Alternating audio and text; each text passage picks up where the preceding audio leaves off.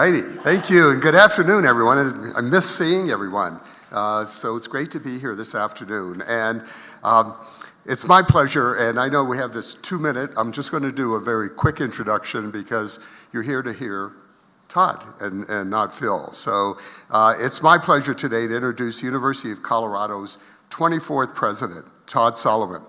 And Todd is a lifelong Coloradan and a proud CU Boulder alum with more than 30 years of experience in public policy and higher education in Colorado. Todd served in the state legislature for 8 years, including 4 years on the Joint Budget Committee, which allocates Colorado's budget, and in the cabinet for 2 governors. And as the director of Governor Bill Ritter's Office of State Planning and Budget, Todd worked with the legislature to develop with and implement the state's budget.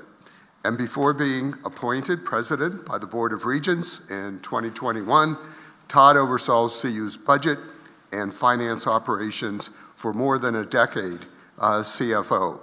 Todd has devoted his career in advancing Colorado and CU and believes deeply in the values of higher education and the power of a 4-year degree to unlock opportunity.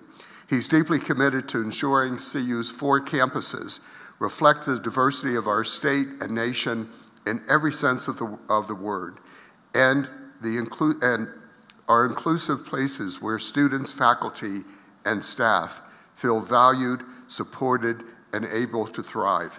Todd works collaboratively with students, faculty, and staff to address the university and supports Colorado's workforce need.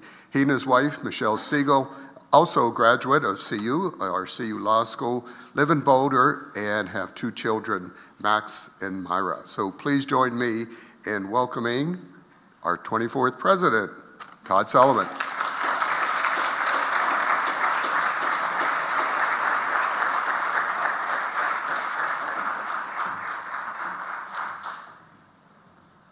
Thank you very much, Phil. And I think Phil he has a global summit to run. So I think he's going to head out. Yeah, let's hear it for right here, right now. Yeah, that's. And I don't know if any of you have gotten a chance to stop by any of the events associated with the Global UN Summit, the Right Here, Right Now Summit, but it's really an extraordinary event. So it's a lot of fun to stop by. But thank you very much to Chancellor DeStefano. So nice to be here and so nice to see so many old friends. And I could tell so many stories just based upon the people who are here, but I'm going to tell 2 quick ones. So one, of course, is for Senator Rupert, right there.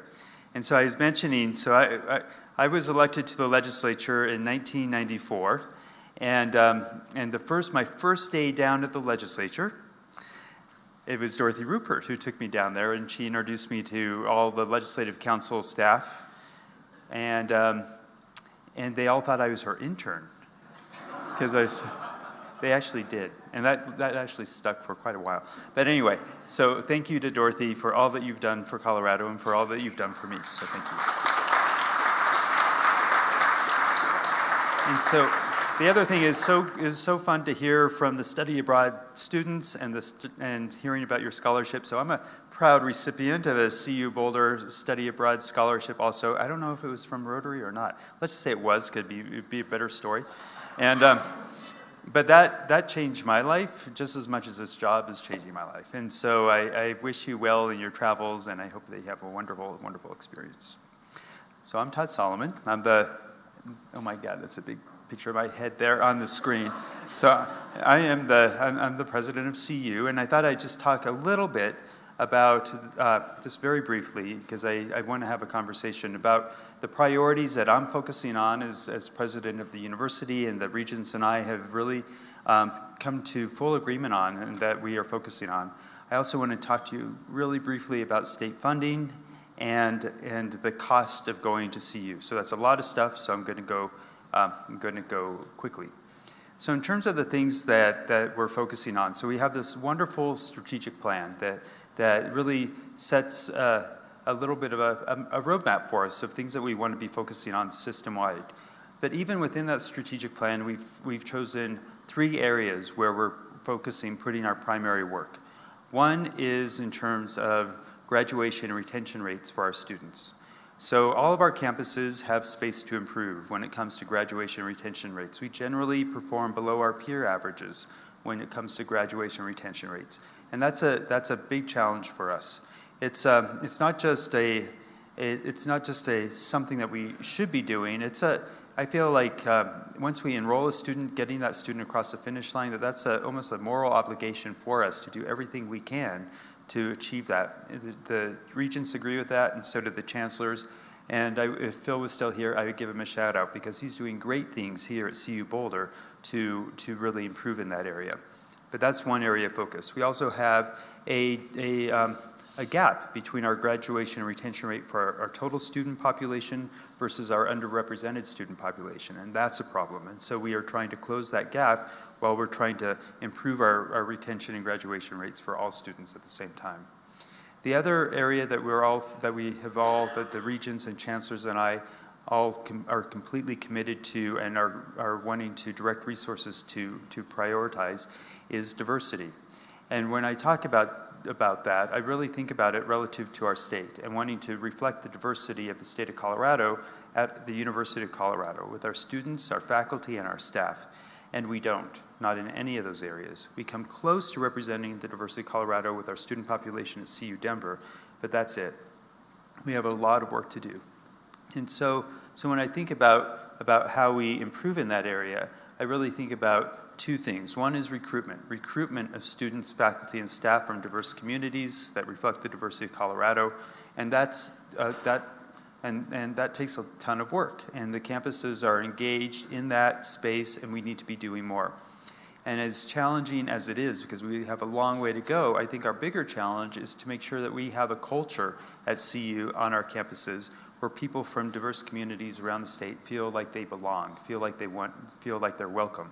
So once we recruit them, we want to be a place where they want to stay, and that's a big challenge for us too. And we're doing real concrete things on every campus to make progress in that area, and that one will take time. But it's something that is just an incredibly critical priority for the university. And if we don't figure this out, I feel like we will fail Colorado, because it's not that our state is changing, it's that our state has changed. And if we aren't serving our changed state, that means that we aren't going to be producing the people that will enable our state to thrive for many, many years to come. And so it's just a critical thing for all of us.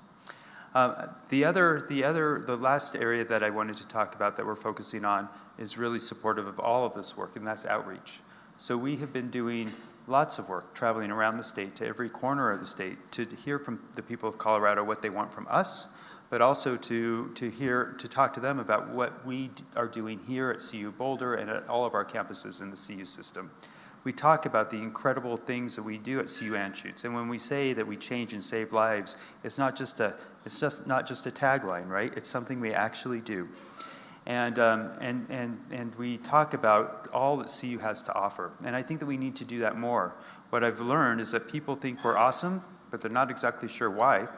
And they're not exactly sure if there's a place for them here. And that's why it's so important for us to talk about the extraordinary things that are going on each of our campuses so that all of Colorado can see that there's a place for them at one of our campuses. And it's really fun to do that because we do amazing, amazing things.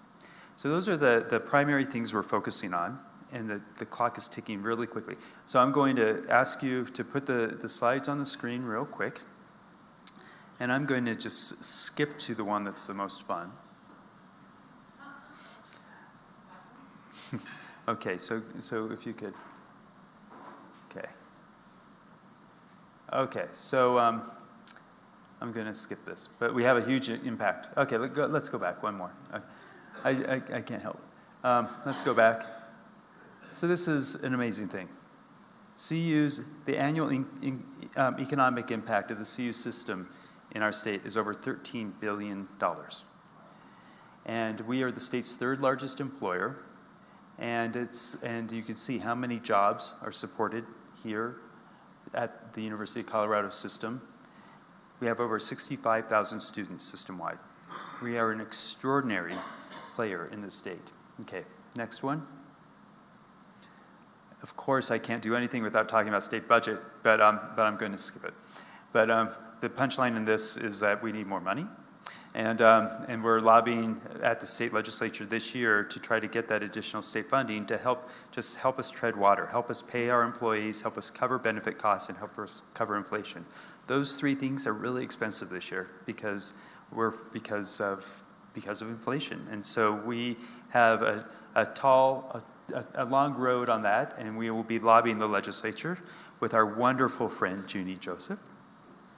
Hello. And we will be, trying to get this funding to support all of higher education in Colorado. Okay, next slide. So everybody asks about state funding for higher ed. I'm sorry I didn't move that little gold box. It's supposed to be around the CU system thing. But everyone talks about state funding for higher ed. And this shows you how state funding has changed for every institution in the state of Colorado over this period of time since the year 2000. So this is state funding on a per student basis. So what this says is that state funding for the University of Colorado, when you adjust it for inflation, has declined by about almost 50% since the year 2000 on a per student basis. The only school that's seen a larger percentage decline is the School of Mines. The reason for this decline in state funding, there's two reasons. One is that state funding hasn't kept up, but also one of the reasons is actually good news, and that's that enrollment has gone up here at CU. So we take our state funding and we're spreading it across more people.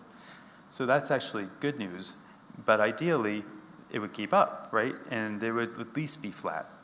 And so this is one of our big challenges here at CU and at many institutions in Colorado.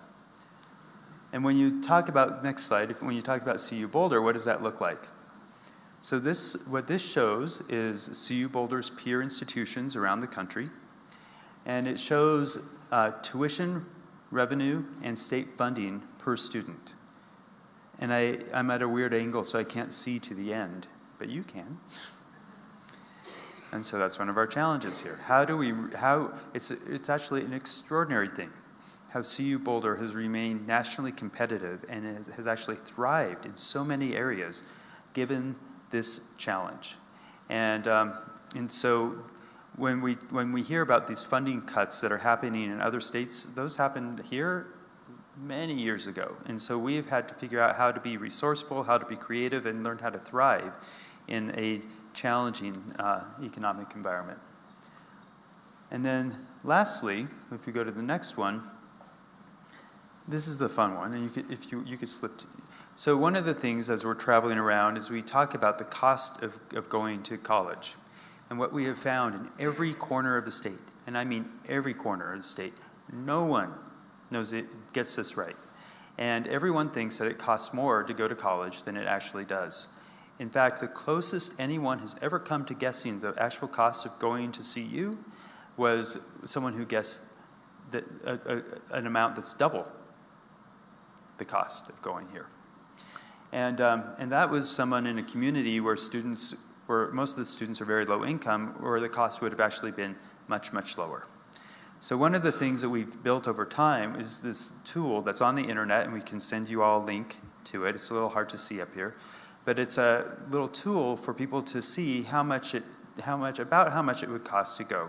This is averages of averages, so there might not be any individual student who looks exactly like this, but it gives people an idea. So I thought we'd just take 1 second and we'd fill it out, and you all could see. So I'm not going to put anyone on the spot about how much it costs to get a degree from the University of Colorado. Some of you should know because you work there, and but most people who work there don't even know. So who wants to fill it out? I need one volunteer. So one person. It's going to be easy. Okay, great. So we're here in Boulder, so we have to choose Boulder, right? So we'll choose. So it's you.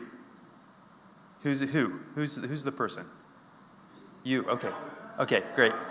Boulder. Okay. So let's select Boulder. Okay. Student type. So probably traditional student, right? Okay.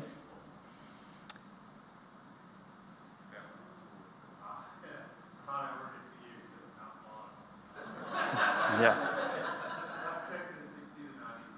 Okay. 4-year plan? Okay. Okay, then it starts calculating. And I can't quite see it, but you could see that, okay, so that's the annual estimated cost. So if we go and we click on the very last thing here on the left, yes. So is this student going to take out a loan? Sure. Okay, so click on loans. And how much of a loan? This is the average over 4 years. So it'd be the average student with debt at CU has a loan of $26,000.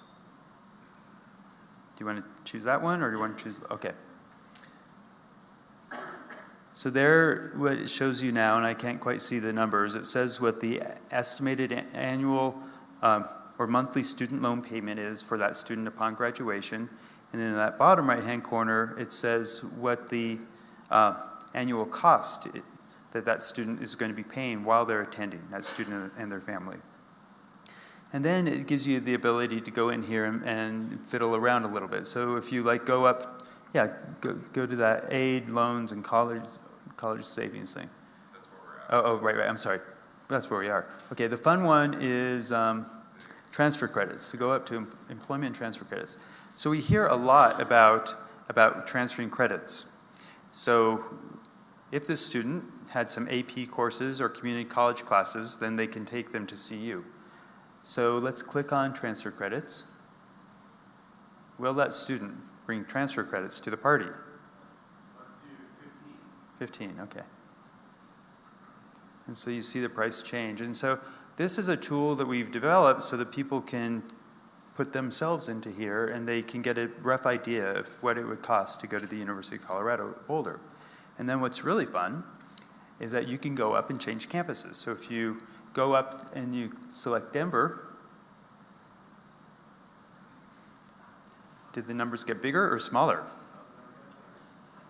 Yeah. And so the reason for that is that CU Boulder has the ability to provide financial aid to many more students than other campuses. And that's because we have so many non-resident students who come here to CU Boulder, and they are generous enough to pay some money that we use to help provide financial aid to other students as well. And if you go to UCCS, I can't see that one either. Did it go up or down? Down a little. But so this is like one of the best kept secrets, which shouldn't be a secret at all. CU Boulder is often the most affordable choice for lower and middle income students in any part of Colorado. And the first thing that we hear about is that there's a perception that it's too expensive or that it's out of reach, and they end up going someplace that's actually going to be more expensive. And because they don't even look at it. And so this is a big communications problem for us and something that we're really working to try to tell people about. So I have 3 minutes and 37 seconds left. So who wants to ask some questions? Yep.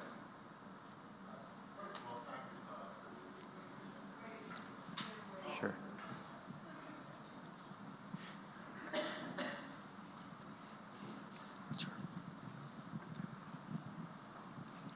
First, I want to thank you for the, particularly the budget information. Very, very, very, very interesting. But, and I don't want to put you on the spot at all. Well, you'll be the only one who doesn't. So. Okay, that's great. But I've lived here close to 50 years on the edge of the CU campus. And I've noticed the following problems, and I'll list 4 of them that have occurred over the years.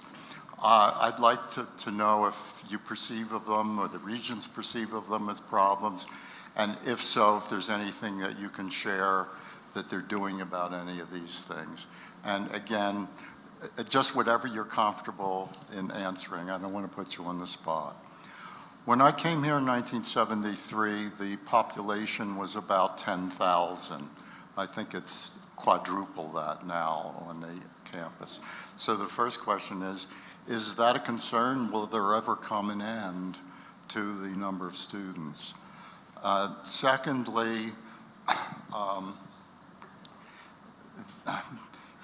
this is not the professional schools, this is the college. In the 1970s, the average student spent 26 hours a week outside of class time, working, writing papers, studying, and so on and so forth. That's now down to 7 hours. Okay, so that's another one that I'm wondering. Again, I don't want to be argumentative or anything. I'm just laying out, and hopefully you'll have a response to some of these things. Then, in addition, in the college, I'm sure it's different in the professional schools, in 1973, approximately 30% of classes were taught by non-tenure track faculty. It's more than doubled now to approximately 70%.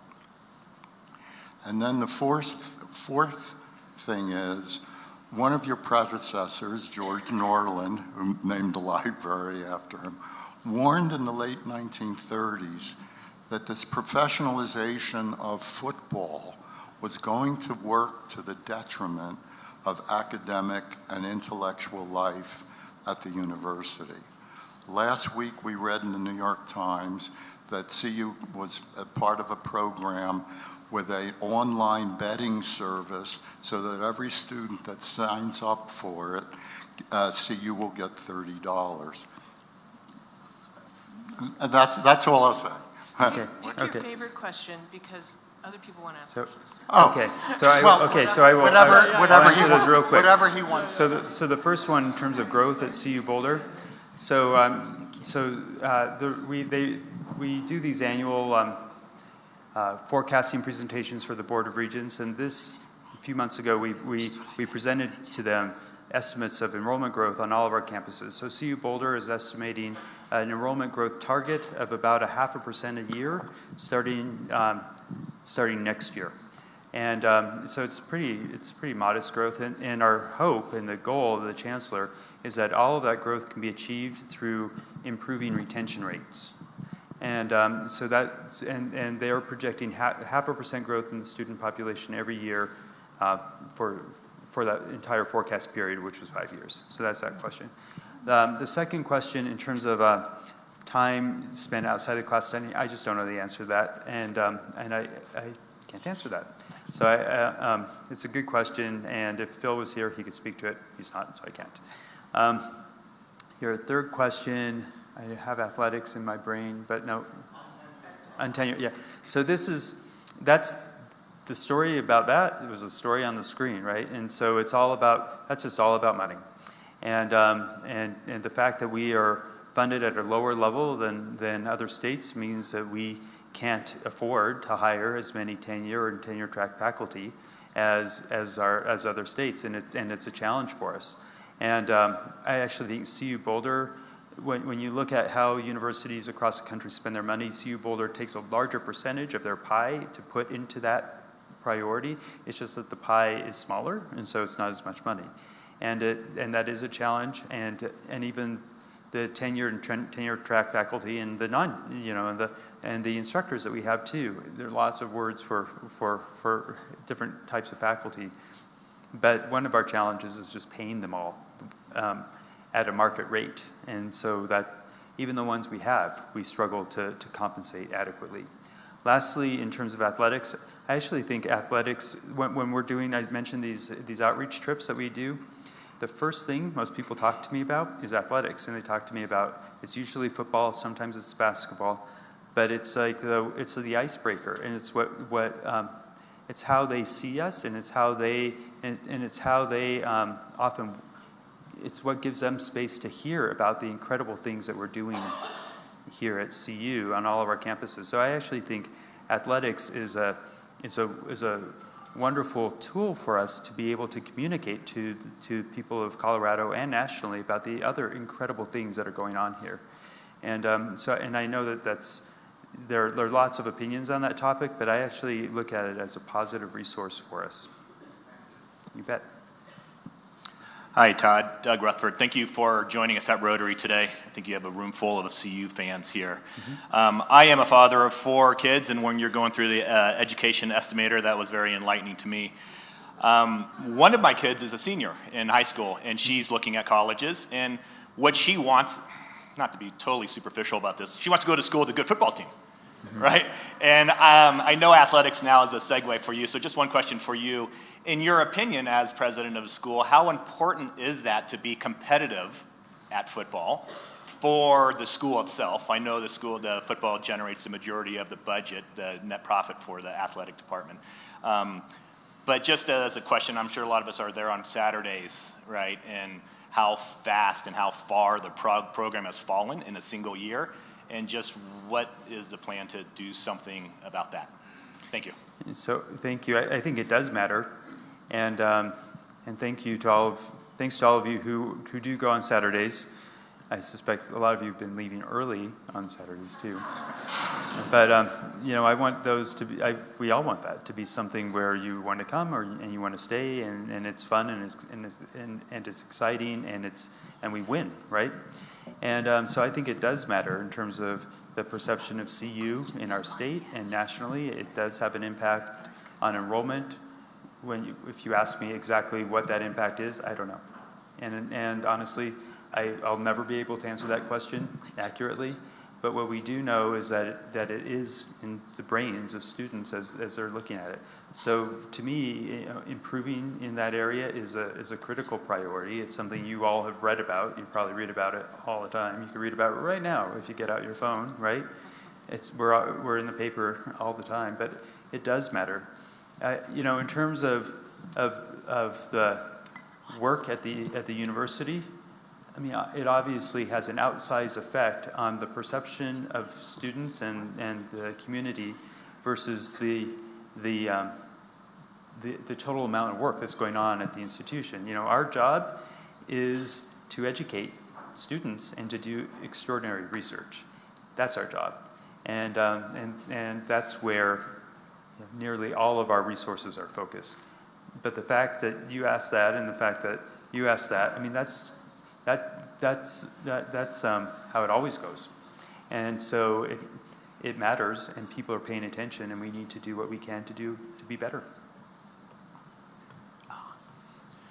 Yep. Can you tell us what the current graduation retention rate is, and how does that compare to an average? Well, I have a great slide on that. You go to cu.edu. I'll just show you that. Yep, cu.edu. Okay. I think we have. And this is my. Oh, I'm over time. Am I okay? Okay. Go to cu.edu, and I'll show you how to get that information too, so you can share it with all of your friends who want to talk about this over the holidays. Okay. Go to System Departments up there. Click on Budget and Finance. No, next one down. Oh, no, I think we can.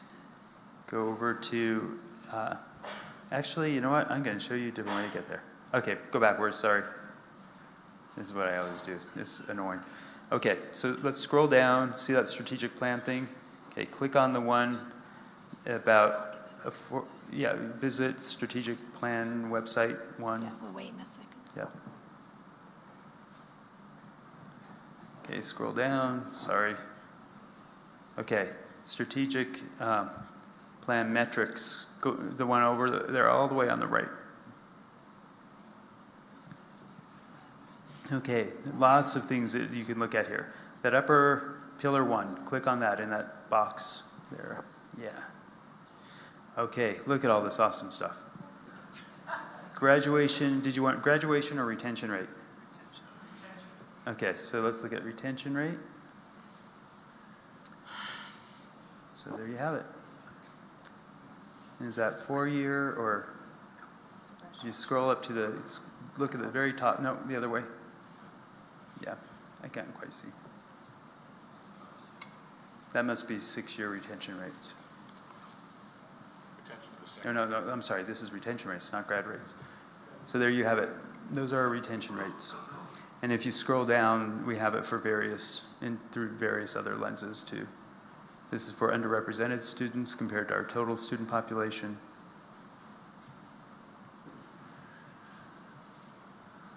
Okay? Great. I think we have time for one more question. Okay. Thanks, John.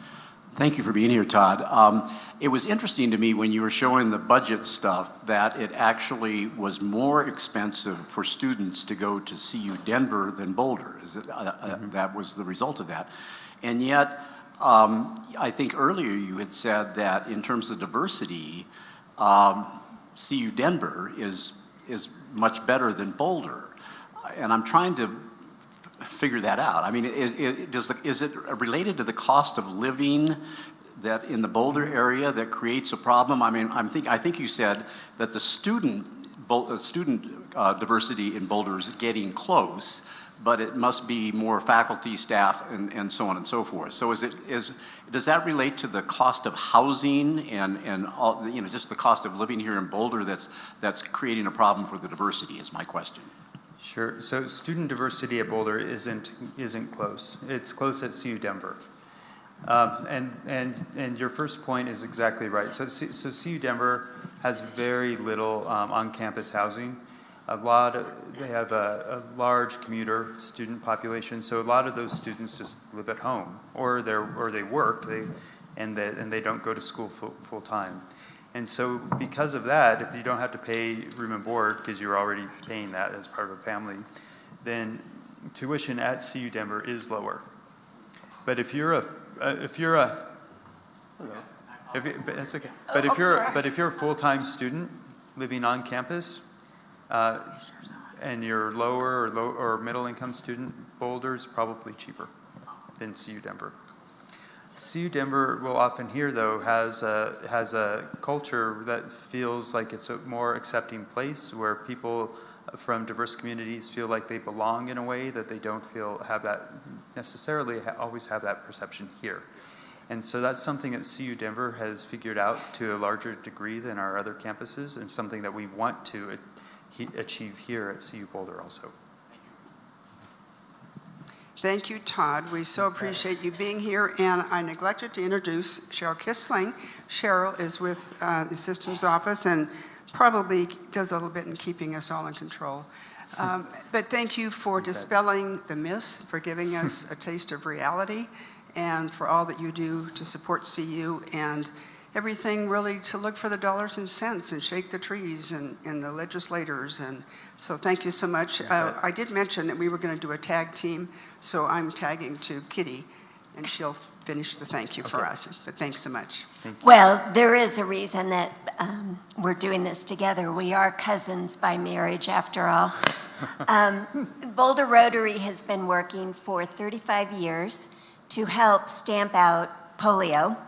And so in your honor, we have donated 100 doses of vaccinations to the Polio Plus Fund. Thank you. So we want to thank you so very much. Well, that's we quite an honor. appreciate you.